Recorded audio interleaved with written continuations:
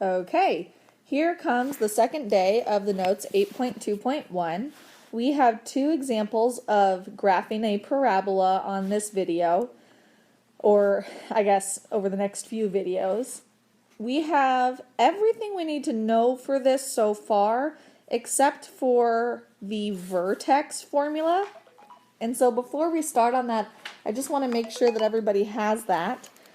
The vertex right here, that is the part of the parabola that is where your parabola turns around. And I want you to know that the formula for that, the x value of your vertex, because obviously it's a point, it's an xy coordinate, the x value is going to be equal to negative b over 2a. When you look at that from your standard form,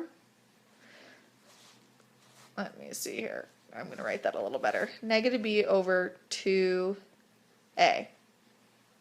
Remember, your standard form is y equals ax squared plus bx plus c. So for this example, your a is 1, your b is 2, and your c is negative 8. Because when we have y equals x squared plus 2x minus 8, that means my a for this guy is that coefficient in front of my x squared.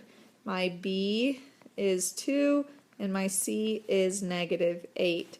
So when I'm looking for my x value of my vertex, the x value is going to be negative b over 2 times my a value, which is negative 2 divided by, oh, did I just say c? My bad. The c is not, the a is not negative 8. There we go. Negative 2 over 2 times 1. And that's equal to negative 2 over 2. So the x value of my vertex is negative 1. If I plug that in, I can then find what the y value would be. The y value would be 1 squared plus negative 1 squared plus 2 times negative 1 minus 8. And that's going to get me negative 9. So my vertex is negative 1, negative 9. Using that, let's go through this problem. We have to factor our equation first. My shortcut says that I need two numbers that multiply to a negative 8 and add to 2.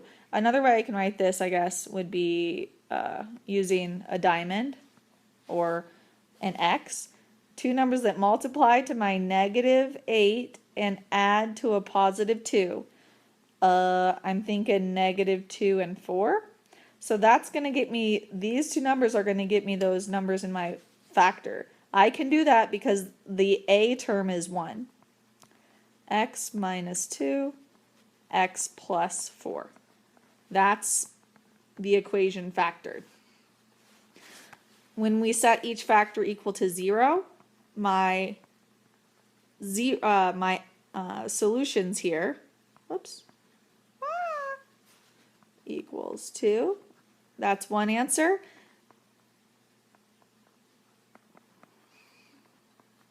X equals negative 4 is the other answer. That means those are my two x-intercepts. When I make my table, I want to make sure that I include those 2 points.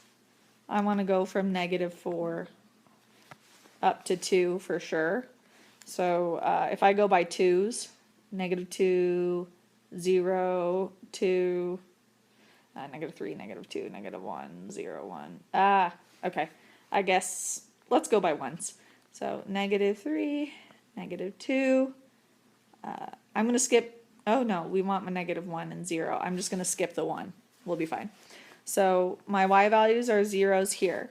I already found the y value when my x was negative 1. We already know that that's a negative 9. It's on our vertex.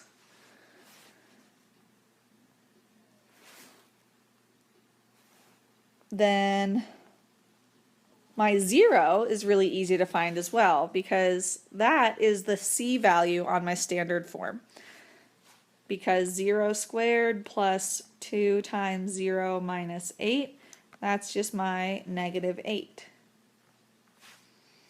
And then I'm going to take some time to either plug this into my graphing calculator, or I can also plug it into just by hand here and plug in each x value.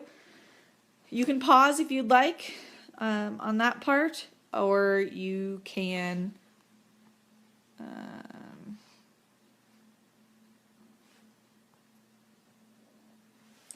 fill it in with me. There's my table. It says use your factors to make an appropriate domain for your table. We did that. We're graphing the points. Here we go. And then it looks like we need our vertex. So as soon as we fill that all in, then we'll be good to go. So I'm going to stop this video, and no, I'm not going to stop it. I'm going to pause it, and I'm going to fill in my graph. And there you have it. I showed my work for finding that -5 for the y value on the -3. Thought maybe you would need that.